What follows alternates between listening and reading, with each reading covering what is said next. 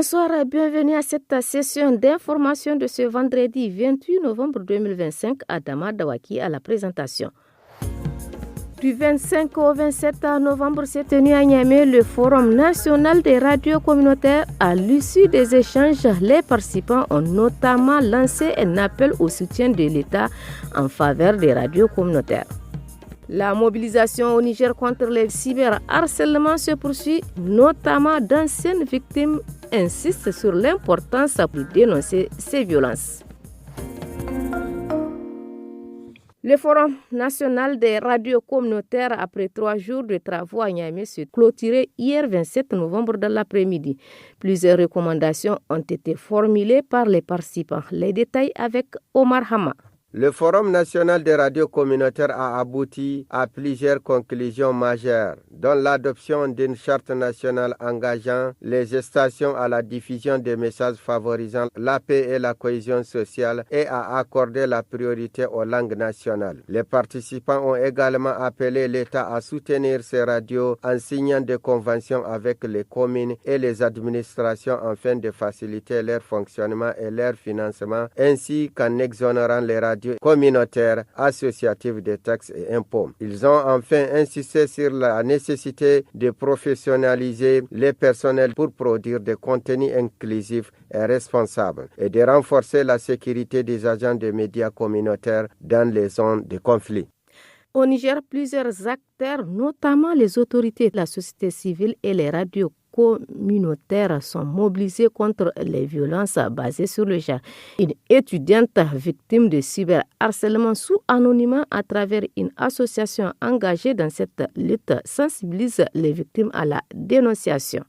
D'autres ont peur de s'exprimer parce que la majorité de ceux qui les harcèlent, ce sont des gens responsables, des gens influents, mais d'autres se disent si je dis ceci, on ne va pas me croire.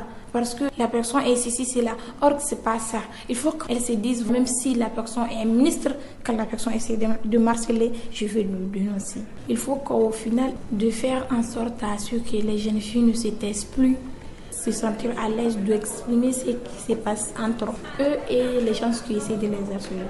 C'était un extrait de notre mini-documentaire sur le cyberharcèlement à retrouver sur notre site www.studiokalangu.org.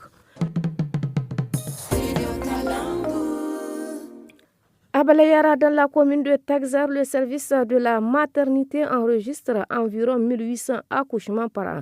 Selon la responsable de la structure sanitaire, des insuffisances ont été relevées et doivent toutefois être corrigées pour assurer une meilleure prise en charge des femmes enceintes et des nouveau-nés. Madame Hamidou Nana Aïchatou est au micro de Mamata Dandakoy. À la maternité de Balayara, notre plus grand problème est l'absence de bloc opératoire pour pratiquer les césariennes. Ainsi, nous n'aurons plus besoin d'évacuer les femmes vers Niamey, parce que tout ce qui se pratique là-bas peut se faire ici. Nous avons également besoin de panneaux solaires, car certains bébés naissent avec une insuffisance respiratoire, donc il leur faut de l'oxygène. Et en cas de coupure d'électricité, nous ne pouvons plus fournir l'oxygène. À toutes les bonnes volontés, nous demandons de nous venir en aide. Pour garantir aux élèves une nourriture saine et propre, les responsables des établissements scolaires exigent désormais un certificat de santé aux vendeuses et vendeurs opérant dans les écoles. Cette mesure imposée par les autorités sanitaires vise à protéger les enfants contre les maladies liées au manque d'hygiène. Le proviseur d'un collège d'enseignement secondaire de Ngingimi, Adamou Malam Alto, apporte des précisions à ce sujet au micro d'Abdoulaye Meina. Dans les écoles, la propriété doit être une priorité, notamment pour les personnes qui vendent de la nourriture aux élèves.